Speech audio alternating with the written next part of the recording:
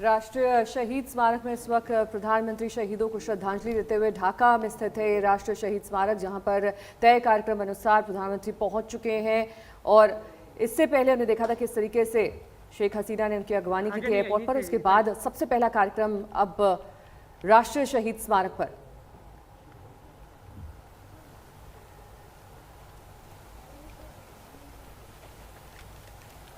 उन्नीस का ये साल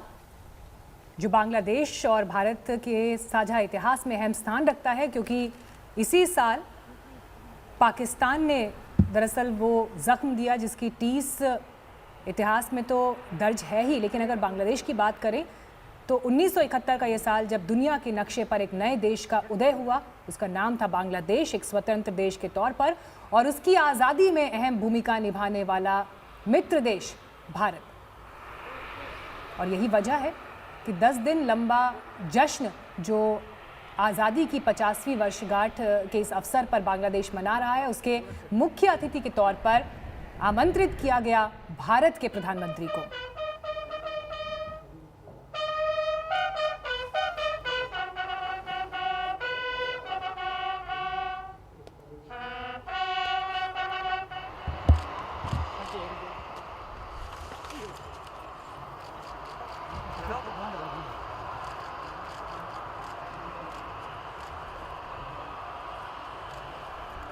विजिटर बुक में अब प्रधानमंत्री इस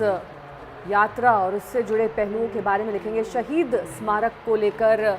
क्या कुछ विचार हैं उनके इस विजिटर बुक में लिखा जाएगा। उसके बाद हस्ताक्षर प्रधानमंत्री करेंगे और ये हमेशा के लिए अंकित हो जाएगा इस विजिटर बुक में कि प्रधानमंत्री ने कैसे बांग्लादेश की आज़ादी की 50वीं वर्षगांठ में शिरकत की। उसमें सबसे पहला कार्यक्रम, सबसे अहम स्थान राष्ट्रीय शहीद स्मारक को दिया, क्योंकि 1971 वो महत्वपूर्ण जंग जिसके बाद बांग्लादेश का गठन हुआ, भारत किस तरीके से उसमें साझेदार बना, भारत की क्या भूमिका रही, क्या योगदान रहा, ये साफ तौर पर स्पष्ट होता है उन तमाम दौरों से जो भारत के प्रधानमंत्री ने बांग्लादेश में इससे पहले भी किए हैं। लेकिन आज जब ये मुख्य वर्षगांठ है, ये मुख्य मौका है, समारोह है, इसमें प्रधानमंत्री नरेंद्र मोदी को न्योता दिया गया और 2 दिवसीय ये प्रधानमंत्री का दौरा बेहद अहम कूटनीतिक लिहाज से, राजनीतिक लिहाज से और ख़ास तौर पर इस अविस्मरणीय पल को यादगार बनाने के लिए बांग्लादेश ने कैसे भारत को प्राथमिकता दी है, तमाम बातें स्पष्ट करता है कि कैसे भारत और बांग्लादेश हमेशा से ही साझेदार रहे हैं और आगे भी इसी तरह के सामूहिक रिश्ते और सामरिक रिश्ते उनके बने रहेंगे।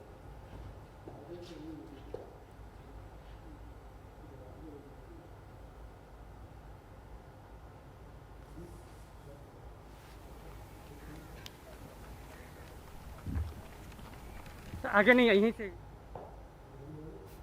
तो मार्च 1971 के अंत में भारत सरकार ने मुक्ति वाहिनी की मदद का फैसला लिया था। मुक्ति वाहिनी जो पाकिस्तान से बांग्लादेश को आज़ाद कराने वाले पूर्वी पाकिस्तान की सेना थी। यहाँ पर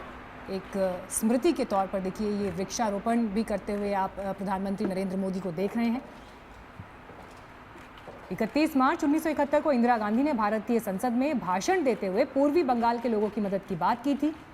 और 29 जुलाई 1971 को भारतीय संसद में सार्वजनिक रूप से पूर्वी बंगाल के लड़कों की मदद करने की घोषणा की गई और उसके बाद भारतीय सेना ने अपनी तरफ से तैयारी शुरू कर दी थी। और फिर बाकी सब बातें इतिहास है कि कितनी बड़ी संख्या में 93,000 सैनिक पाकिस्तान के, जिनका आत्मसमर्पण भारतीय सेना ने कराया, अपने आप में ये एक ऐतिहासिक घटना थी, क्योंकि इतनी बड़ी संख्या में कभी इस तरह से आत्मसमर्पण इससे पहले ना देखा गया था, ना देखा गया। देखिए मीनाक्षी, ये भी बेहद अहम तस्वीरें, क्योंकि वृक्षारोपण के जरिए दरअसल वहाँ पर प्रधानमंत्री नरेंद्र मोदी बांग्लादेश के तमाम ऑफिशियल्स के साथ इस वक्त मौजूद हैं और एक पट्टिका जिस पर प्रधानमंत्री का नाम अंकित रहेगा कि उन्होंने ही इस वृक्ष को यहाँ पर उसका रोपण किया। और उसके बाद तमाम वो साल जब याद रखा जाएगा कि आज ही के दिन यानी कि 26 मार्च 2021 को प्रधानमंत्री यहाँ पर आए थे और बांग्लादेश की